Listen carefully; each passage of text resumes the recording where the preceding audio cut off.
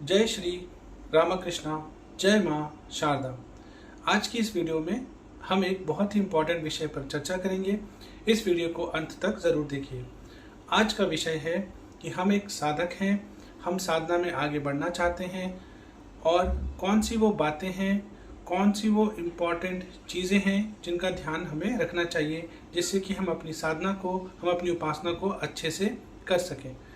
सबसे पहला पॉइंट, आप जब अपनी जर्नी को स्टार्ट कर रहे हैं, इस टाइम पर आप स्टैब्लिश नहीं हुए हैं।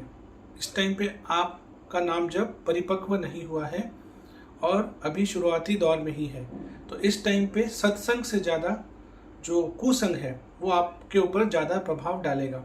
इसलिए किसी भी ऐसी संगति से बचें जहाँ पर भगवान के नाम को लेकर, भगवान को लेकर, नाम जप को लेकर, मंत्र जाप को लेकर आपको ये कहा जा रहा है, आपको ये तर्क या वितर्क दिया जा रहा है कि ये काम नहीं करता, ये सब बेकार है, ये सब व्यर्थ है।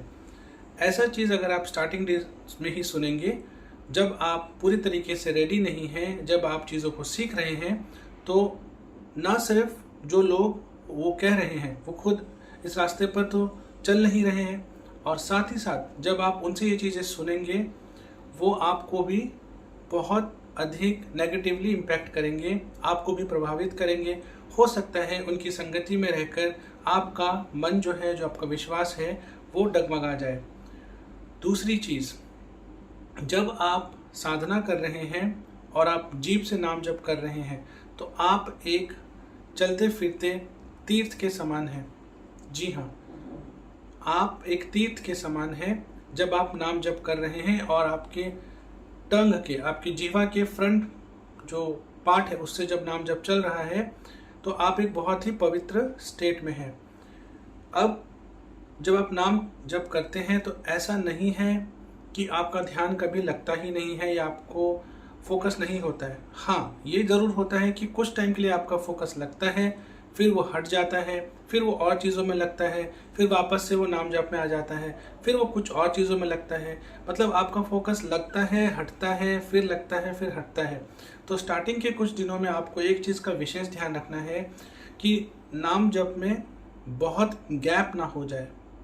मतलब ऐसा ना हो कि बहुत दिनों तक, बहुत टाइम तक आपका जो नाम जप है वो छूट जाए। तो इस चीज़ का आपको विशेष ध्यान रखना है। रेपिटेशन रटना बहुत ज़रूरी है पहले के कुछ महीनों तक। इसलिए आपको इस चीज़ का ध्यान रखना है कि भले ही आपको कुछ समझ ना आ रहा हो, भले ही आपको आनंद नहीं आ रहा हो, लेकिन आपको नाम जप में गैप नहीं आने देना है। आपको नाम जप निरंतर लेते रहना है, उसे निरंतर चलाते रहना है। तो इस चीज़ का आप ध्यान अवश्य ही रखें। अब एक और जो तीसरी चीज़ आती है, आप नाम जप के साथ जब आप साधना कर रहे हैं, उसको जब आप बंद कर रहे हैं, फिर बाकी दिन जब आप एकदम शुरुआती स्तर पे हैं, जब पूरा दिन या पूरा समय या बहुत अधिक आप नाम जप नहीं कर पा रहे हैं, तो पूरा दिन आप किस तरह के विचार सोचते हैं, किस तरह की आप बातें करते हैं, आपके मन में क्या विचार चलते हैं, आप कितना पॉजिटिव सोचते हैं या कितना नेगेटिव सोचते हैं, इस पर आप अवश्य ध्यान दें। नाम जप धीरे धीरे जैसे आगे बढ़ेगा, वो आपके मन के अंदर जो कूड़ा कचरा है उसको साफ कर देगा, उसको क्लीन करेगा। लेकिन अभी वो एकदम स्टार्टिंग लेवल पर है, अभी आप भी उतने तैयार नहीं हैं, धीरे धीरे आप रेडी हो रहे हैं। तो स्टार्टिंग के कुछ टाइम में आपको विशेष रूप से ध्यान देना है कि आप किस तरह के विचार पूरे दिन सोचते हैं, किस तरह की हरकतें करते हैं, कैसा आपका आचरण है। चौथा चीज़, खाने पीने की चीज़ों में बहुत विशेष ध्यान रखना है आपको। आप कैसी चीज़ें खा रहे हैं, क्योंकि खाने का सीधा सीधा संबंध आपके गुणों के साथ है। मतलब आप में कौन से गुण की जो प्रवृत्ति है वो बढ़ेगी, तामसिक, राजसिक, सात्विक, वो डिपेंड करता है कि आप क्या खाना खा रहे हैं। खाना आपके विचारों को भी बहुत प्रभावित करता है। तो आप किस तरह की साधना कर रहे हैं, आप की जो इष्ट हैं वो कौन से गुण में से हैं, तीनों में से, और उनकी साधना किस प्रकार की है, उसके ऊपर निर्भर करके आपका डाइट या आपका जो खाना पीना है वो होना चाहिए। अगर आप सात्विक खाना पीना कर रहे हैं और आप तामसिक साधना करते हैं तो उसमें भी दिक्कत होगी। सिमिलरली अगर आप सात्विक साधना कर रहे हैं और तामसिक खाना खा रहे हैं तो उसमें भी दिक्कत होगी। तो खाने पीने का विशेष महत्व है। आप जिस तरह की साधना करते हैं उसी तरीके का खान पान आप करने की कोशिश करें। नाम जप में क्योंकि मेजरली लोग सात्विक साधना करते हैं तो उस चीज़ को फोकस में रखकर मैं इस वीडियो में बताऊंगा कि आप बहुत ज़्यादा तीखा, बहुत ज़्यादा चटपटा, बहुत ज़्यादा मसालेदार खाना, बहुत ज़्यादा प्याज लहसुन से बना हुआ खाना, बहुत ज़्यादा गर्म तासीर का खाना, या फिर ऐसा खाना जिसमें जो नॉनवेज है, इस तरह की चीज़ों से आप परहेज़ करें, इनसे आप दूर रहें। अगर स्टार्टिंग में आपके लिए बहुत दिक्कत है, आप नहीं कर पा रहे हैं उतना कंट्रोल, कोई बात नहीं, आप इन्हें खाते हुए ही, इन्हें सेवन करते हुए ही नाम जप करिए, लेकिन पूरी कॉन्शियसली आप एकदम प्रण लीजिए कि धीरे धीरे आप इन चीज़ों को कम करें और फिर पूर्ण रूप से इन्हें बंद कर दें। क्योंकि आप जिस तरह की साधना करते हैं, अक्सर सवाल सात्विक साधना को लेकर आते हैं, तो उसमें डाइट का एक बहुत इंपॉर्टेंट रोल है। आप जैसा खाएंगे आप वैसा सोचेंगे। इसके बाद एक चीज़ और आती है, जब आप साधना कर रहे हैं तो कुछ एक चीज़ों का आप विशेष ध्यान रखें। कोशिश करें कि आप एकांत में शांत जगह पर साधना करें।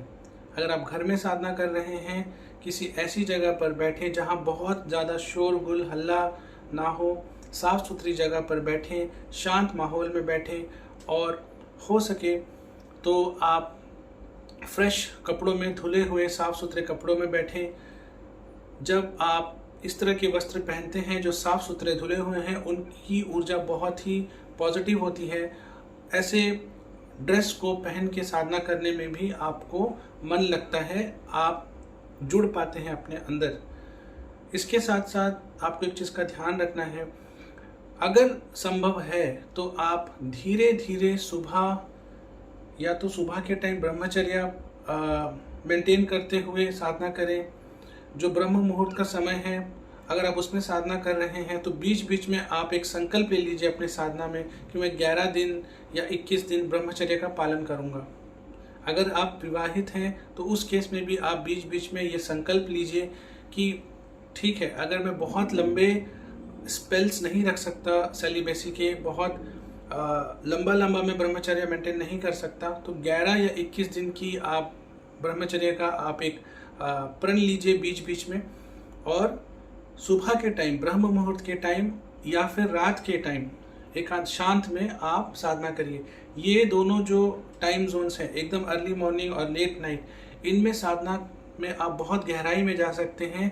साथ ही साथ जब इस टाइम जोन में आप साधना करते हैं और सेलिबेसी को, ब्रह्मचर्य को मेंटेन करते हैं, तो फिर आप बहुत तीव्र गति से आगे बढ़ते हैं। इसमें बहुत सारे जो लोग हैं जो मैरिड हैं, उनका एक सवाल होगा कि हमारे लिए ब्रह्मचर्य लंबे टाइम तक पालन करना संभव नहीं है। मैं आपकी बात समझ सकता हूँ। उनके लिए ही मैं कह रहा हूँ कि बीच बीच में 2-3 महीने में एक बार आप ऐसे प्रण ले लीजिए 11 दिन 21 दिन का सेलिबेसी का, जहाँ पे आप सुबह ब्रह्म मुहूर्त के टाइम या लेट नाइट में आप विशेष रूप से अधिक संख्या में जाप करिए। आप देखेंगे आपको ऊर्जा की बहुत अच्छी अनुभूति होगी, आप में एक बहुत गहरी शांति आप फील करेंगे, आप बहुत खुश महसूस करेंगे। साथ ही साथ कुछ जो विशेष दिन होते हैं, कुछ जो विशेष मुहूर्त होते हैं, जैसे आप पूर्णिमा वाले दिन, आप अमावस्या वाले दिन, आप इन दिनों में आप ज़्यादा जाप करिए, आपको अलग लेवल पे चीज़ें फील होगी। अष्टमी तिथि वाले जो दिन होते हैं उनमें आप नॉर्मल डेज के कंपेयर में ज़्यादा जाप करिए। इस तरह की आप चीज़ों को थोड़ा फॉलो करिए, आपकी साधना बहुत सही डायरेक्शन में बहुत तेज़ी से बढ़ेगी। लास्ट एक चीज़, अपनी साधना के बारे में कभी किसी के साथ कुछ शेयर ना करें, उन्हें कुछ ना बताएं। आप क्या कर रहे हैं, कितनी मालाएं कर रहे हैं, कब उठ रहे हैं, क्या क्या प्रोसेस फॉलो कर रहे हैं, जो भी डाउट्स हैं वो केवल अपने गुरु से पूछें। अगर आपके पास फिजिकल बॉडी में गुरु नहीं है तो आपने जिन भी इष्ट को अपना इष्ट माना है, आप उनके साथ ही कन्वर्सेशन करिए, उनको साक्षी मानकर आप प्रण लीजिए, संकल्प करिए और उन्हीं से सारी कन्वर्सेशंस कीजिए। या फिर अगर आपके पास कोई गुरु नहीं है पर आप किसी को अपना मेंटर मानते हैं तो आप उनके साथ चीज़ें शेयर करिए। लेकिन एक चीज़ का फिर आप यहाँ पे ध्यान रखिए कि जो आपके मेंटर हैं, जो आपको चीज़ें सिखा रहे हैं, जब आप उनसे चीज़ें शेयर कर रहे हैं तो वो आपको एक नॉन जजमेंटल तरीके से देखें। कई बार क्या होता है कि जब आप चीज़ें शेयर करते हैं, अपने सारे अनुभव बताते हैं, तो लोग आपको जज करने लग जाते हैं। फिर वो आपका एक परसेप्शन बना लेते हैं जिससे आपकी नॉर्मल लाइफ इम्पैक्ट हो जाती है या कई बार आप एक्सप्लॉइट किए जाते हैं। तो ऐसे लोग जो होते हैं जिनको आप मेंटर मान रहे हैं वो मेंटर के योग्य ही नहीं है, क्योंकि एक अच्छा गुरु, एक अच्छा मेंटर जब आप उससे अपनी प्रॉब्लम्स, अपनी सारी चीज़ें शेयर करेंगे तो वो कभी भी जजमेंटल होके कभी भी आपको ऐसे जज नहीं करेंगे, कभी भी आपको ऐसे एक्सप्लॉइट नहीं करेंगे। जो सच्चा गुरु होता है, जो एक अच्छा मेंटर होता है, वो कभी भी आपको इस तरीके से जज नहीं करेगा, क्योंकि वो समझ सकता है कि आप क्या चैलेंजेस फेस कर रहे होंगे, क्या प्रॉब्लम्स आपको आ रही होगी। वो खुद उन चीज़ों को ओवरकम करके गया है, वो खुद उन चीज़ों को देख कर सॉल्व कर कर आगे बढ़े हैं, इसलिए वो आपको बेटर गाइड कर सकते हैं। तो जब आप किसी मेंटर को चूज़ कर रहे हैं, जब आप किसी गुरु को चूज़ कर रहे हैं, तो इन चीज़ों का आप विशेष रूप से ध्यान रखें। उम्मीद है आपको आज की वीडियो अच्छी लगी। इसी तरह की योग, हस्त मुद्राएं, ज्ञान, भारतीय संस्कृति और अध्यात्म से जुड़ी हुई वीडियोस को देखने के लिए आप हमारे चैनल को सब्सक्राइब कर लीजिए और नीचे बेल आइकन को प्रेस कर लीजिए। हर हर महादेव। जय हिंद, जय भारत।